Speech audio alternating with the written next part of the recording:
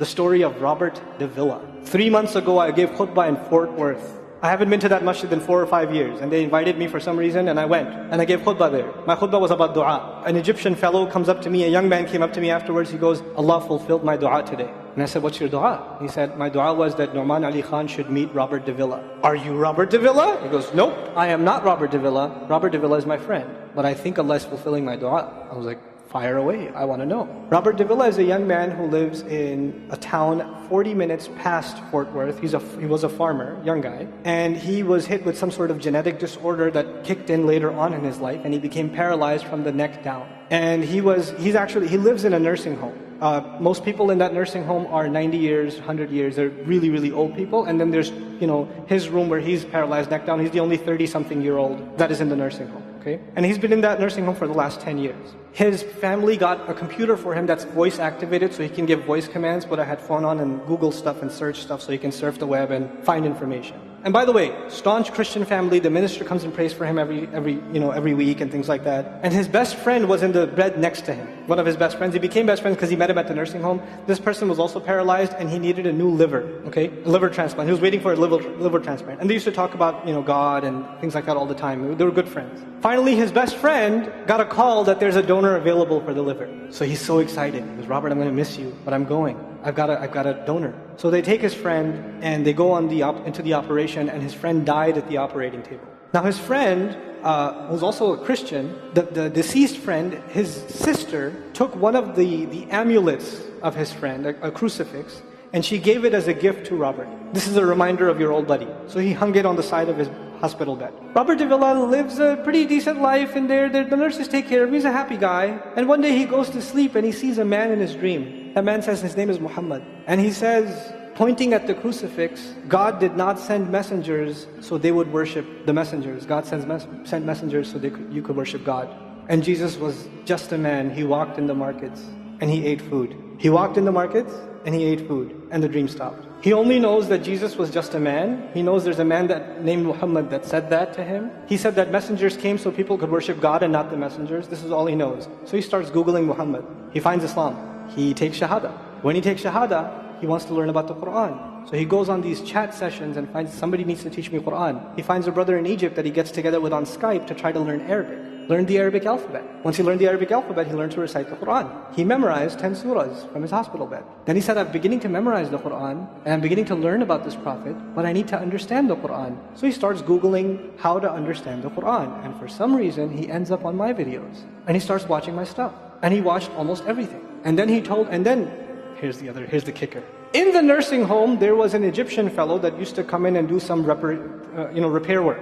The Egyptian fellow has his own awesome story. The guy had basically lost faith. He wasn't religious. The nearest masjid to him was 50 miles away. So he didn't really go to Jum'ah much anymore. But he felt a spiritual void, so he started going to the church just to feel closer to Allah. Raised Muslim. He goes to the church just to feel closer to Allah. He's passing by Robert's room one day and he hears, وَالْعَصْرِ إِنَّ الْإِنسَانَ لَفِي خُسْرٍ.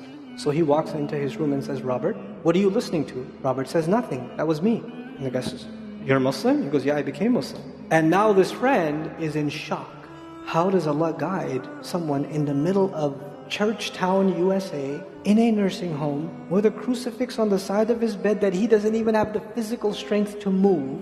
And the guy himself says, I want to come back to Allah. So he tells him about his, the friend he found online, Nouman Ali Khan. So the Egyptian fellow starts watching my videos. And then he says, I wish I could meet him one day. And he says, okay, I'll pray for you. And after 5 years, that Egyptian friend shows up at the same masjid that I haven't been to in 4 years. And after Jum'ah says, I think Allah wants to fulfill my friend's dua and my dua. So I said, I think He does. Let's go. So I took a few of us and we went. And we met with Robert. We had a beautiful conversation with him. The nursing was pretty shocked. You're all here to meet Robert? Like, yep. Why do you want to meet him? He's an inspiration. We're like, okay, let me check if we can. And they had to call the hospice administrator and all this stuff. And then eventually let us in. And Robert's in shock. And then I meet with Robert. We're talking. And I was like, hey, Robert, so I heard you memorize some surahs.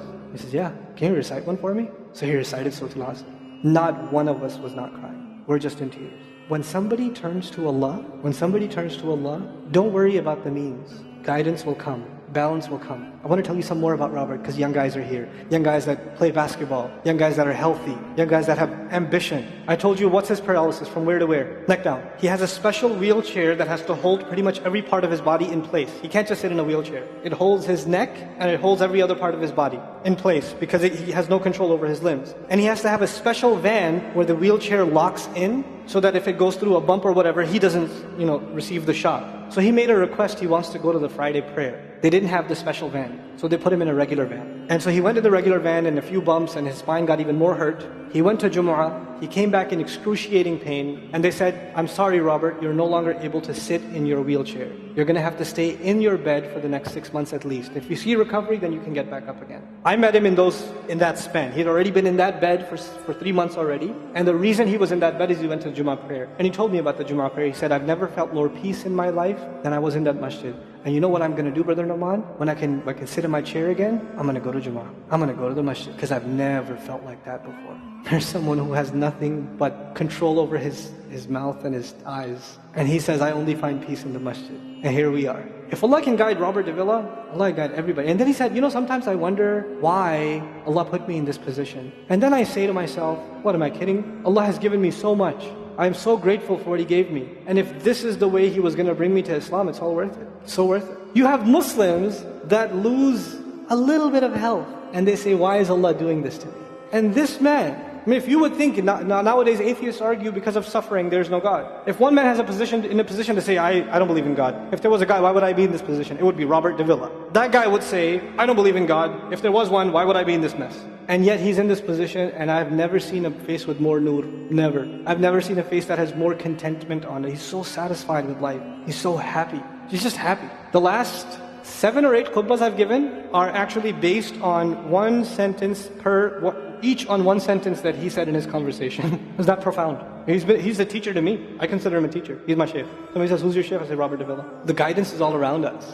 You don't have to get worried about what's not there. There's plenty there. You know what Allah did for the people of the cave? He even guided them in where to sleep. He even guided them on where to turn. As the sun was coming, they turned away from it. As the sun came from the other side, they turned the other way. Allah will guide you in your sleep when you make dua to Him. He'll even guide you in your sleep. Every toss and turn will be guided by Allah. Can you imagine? We shouldn't be skeptical in Allah's guidance. We shouldn't worry about how am I going to find balance. No, that's Allah's job to guide you. Your job is to talk to Him. Your job is to get sincere. That is the message I have for you. That is how we're going to find balance. Honestly. And if once you do that, once you become sincere to Allah, Allah will open doors. Allah will give you friends. Allah will give you teachers. Allah will give you access to resources, all of which are going to bring you closer and closer and closer to Him and to the truth and make life better for the people around you.